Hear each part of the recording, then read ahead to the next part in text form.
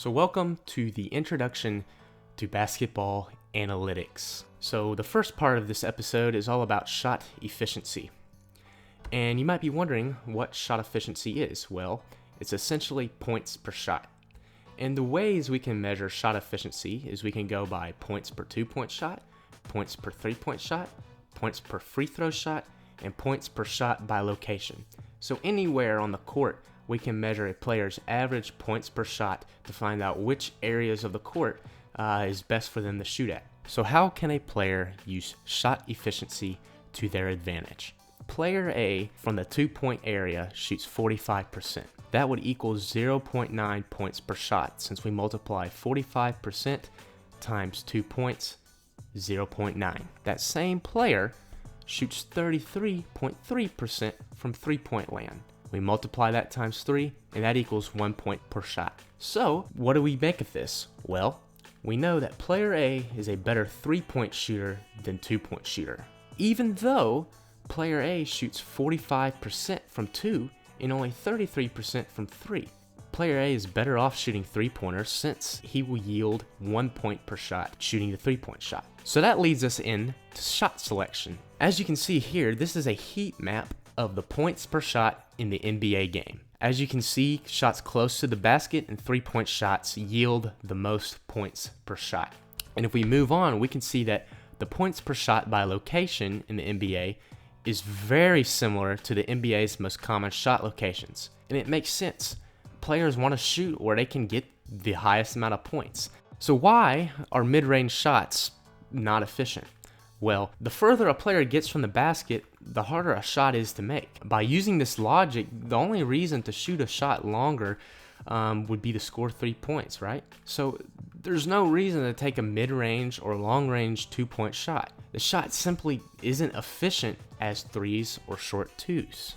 But open shots should always be taken. This is because if you're open, you can probably make the shot more than a layup that is contested. If a player feels like they can make a mid-range shot more than they can make a layup, then by all means take the shot.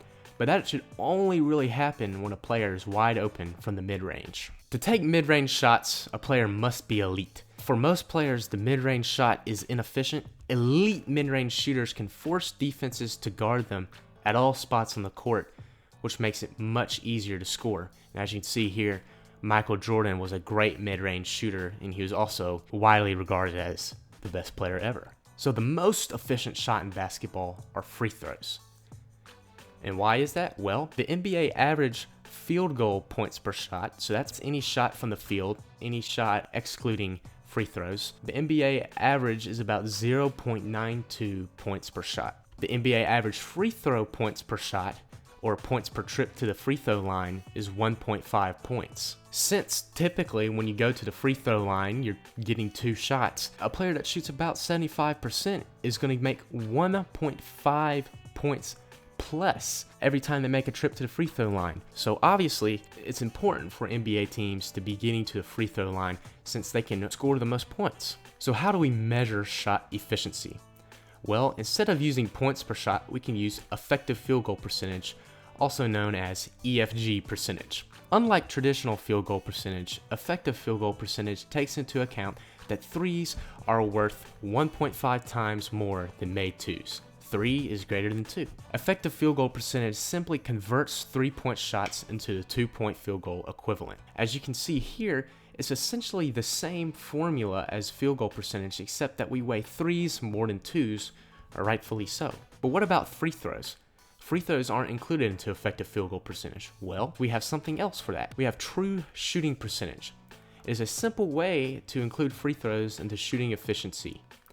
Similar to effective field goal percentage, true shooting percentage converts shot types into a 2-point percentage equivalent. However, true shooting percentage includes free throws. So as you can see here, this is the formula for true shooting percentage. And the goal of the formula is to convert every 2 free throws into 1 2-point shot, as well as converting 3s. Now, as you can see, free throws are multiplied by 0.88 due to the fact that there will be free throw attempts that come after makes. This is known as, and ones. This is to more accurately represent a player's per possession production.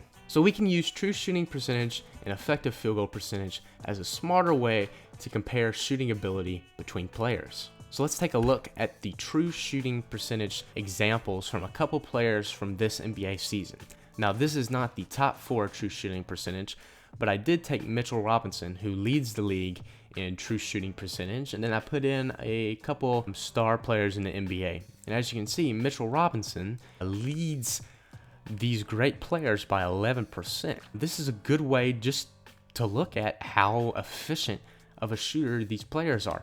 So to conclude, the rise of basketball analytics has been partly due to NBA coaches, players, and GMs having a better understanding of shot efficiency. This is Rockets GM Daryl Morey, and he's known for creating the analytics-driven strategy known as Morey Ball, which focuses only on shooting threes, free throws, layups, and dunks. And the league has followed Morey's strategy of only taking efficient shots.